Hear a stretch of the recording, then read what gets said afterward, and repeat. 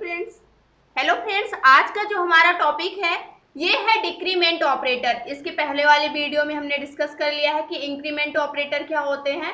आज हम देखेंगे कि डिक्रीमेंट ऑपरेटर क्या होते हैं। ये भी यूनरी ऑपरेटर पर ही वर्क करते हैं। इसमें भी ओनली वन ऑपरेंड की आवश्यकता होती है। डिक्रीमेंट ऑपरेटर में भी डिक्रीमेंट ऑपरेटर टू टाइप्स के होते हैं, जिसमें से फर्स्ट होता है प्री डिक्रीमेंट, सेकेंड होता है पोस्ट डिक्रीमेंट। यानी प्री डिक्रीमेंट में क्या होता है, सबसे पहले वैल्यू क्या होती है, चेंज होती है, और उसके बाद क्या होती है, वैल्यू यूज होती है। बट पोस्ट डिक्रीमेंट में क्या होता है, पहले वैल्यू क्या होती है, पुरानी वाली ही यूज होती है, उसके बाद क्या होती है, चेंज होती है।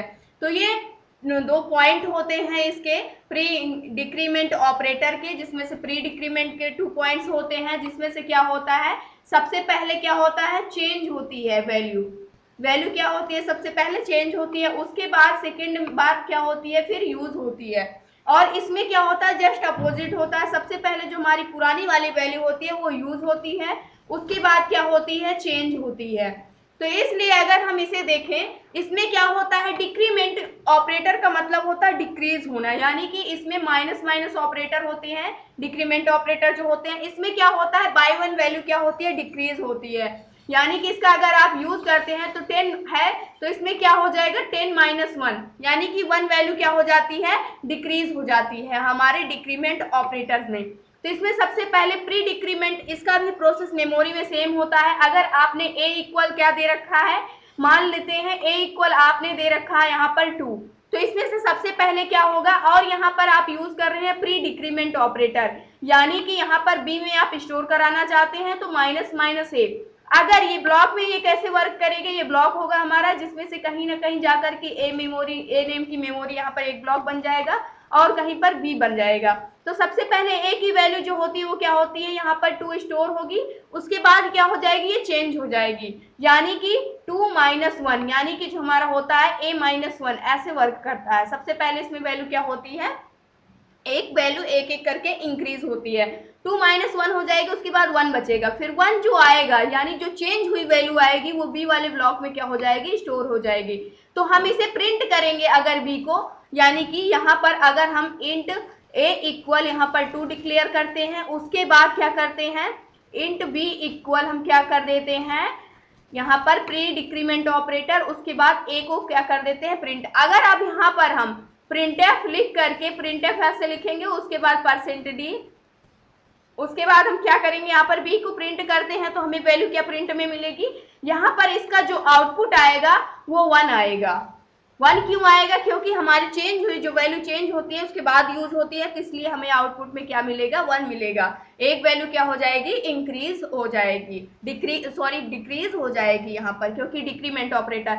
बट पोस्ट डिक्रीमेंट ऑपरेटर में क्या होता है, सबसे पहले इसमें अगर हमारा यही मान लीजिए क्वेश्चन है, यानी कि a इक्वल 2 ही है, और यहाँ पर मैंने क्या कर दिया, b इक्वल, इसे क्या कर दिया, इंट लगा देते हैं यहाँ पर, और b इक्वल क्या कर दिया मैंने यहाँ पर, a माइनस माइनस। इसमें सबसे पहले क्या होगा, जो हमारा ब्लॉक बनेगा, इसमें कहीं ना कहीं a नेम का ब्लॉक बन जाएगा मेमोरी में, और कहीं जा करके b नेम का बन जाएगा। एक सीक्वेंस से नहीं बनता है, कहीं पे भी वो बन सकता है। उसके बाद क्या होगा, जो a की वैल्यू होगी, a की वैल्यू हमारी क्या है, सबसे पहले 2 है, तो यहाँ पर क्या होगा, सबसे पहले इसमें 2 स्टोर होगा, उसके बाद ये वैल्यू यूज हो जाएगी, यानी कि बी में भी ये जा करके क्या हो जाएगी, यूज हो जाएगी, 2 स्टोर हो जाएगी।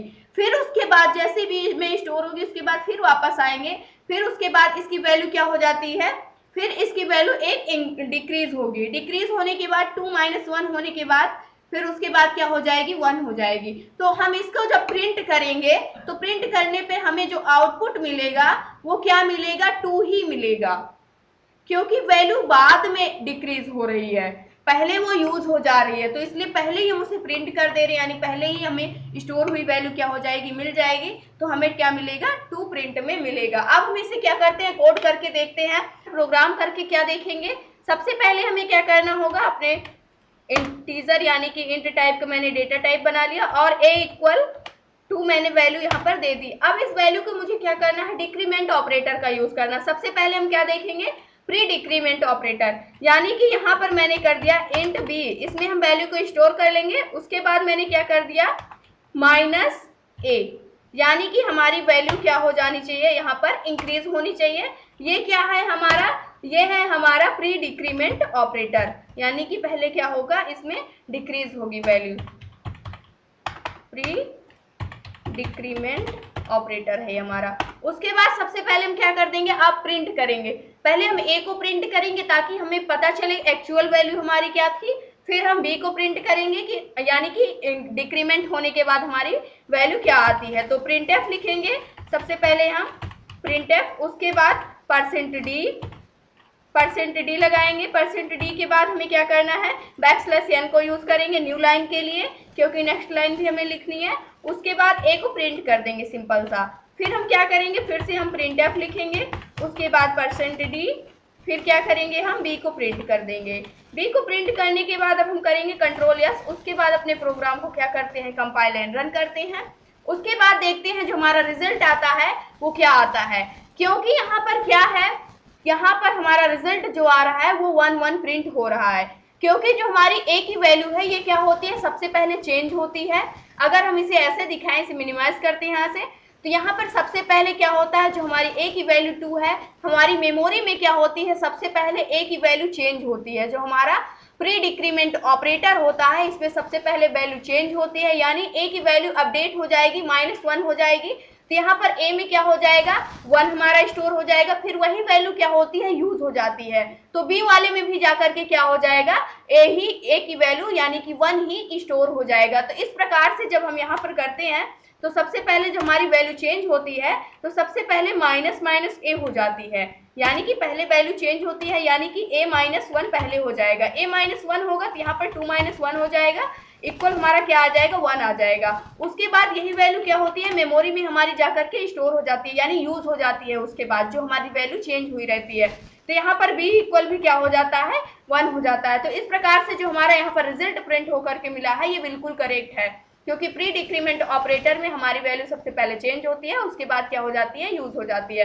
अब हम देखते हैं, अब क्या देखते हैं हम, पोस्ट डिक्रीमेंट ऑपरेटर कैसे वर्क करता है। इसमें ही हम थोड़ा सा क्या करेंगे, चेंज करेंगे। यहाँ पर चेंज करने के लिए पोस्ट डिक्रीमेंट में पहले वेरिएबल होता है, उसके बाद ऑपरेटर यूज होता है।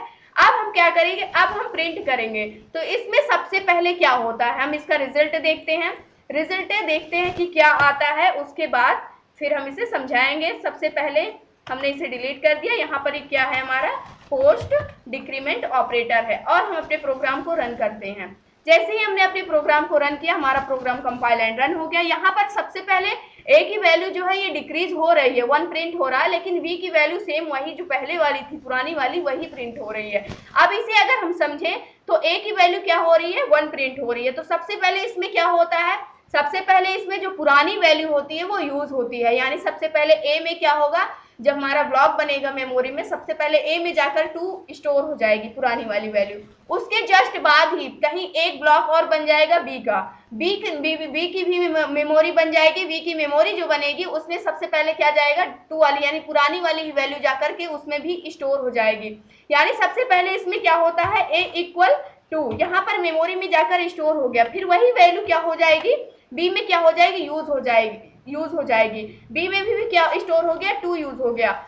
उसके बाद फिर वापस आएगा, फिर उसके बाद हमारी वैल्यू क्या होती है, चेंज होती है। पहले यूज हो गई है दोनों में, उसके बाद अब चेंज होगी ए की वैल्यू फिर चेंज होगी, तो फिर होगा a-1 होगा। उसके बाद क्या होगा, ये हो जाएगी 1, यानी कि यहाँ पर हो जाएगा 2-1 इक्वल 1 हो जाएगी। तो इस प्रकार से ए की वैल्यू तो फिर से क्या हो गई, चेंज हो गई, लेकिन वी में वही पुरानी वाली ही वैल्यू क्या हो गई, स्टोर हो गई। तो इस प्रकार से हमारा जो यहाँ पर रिजल्ट प्रिंट हुआ है ये बिल्कुल करेक्ट है, क्योंकि ए की वैल्यू चेंज हो रही है बाद में, और बी वाले में वही पुरानी वैल्यू ही यूज हो रही है। तो ये था आज का हमारा topic, decrement operator. I hope आप सभी को समझ में आया होगा। अगर वीडियो अच्छी लगी हो दोस्तों तो प्लीज लाइक करना, शेयर करना और हमारे चैनल को सब्सक्राइब करना। Thanks for watching this video.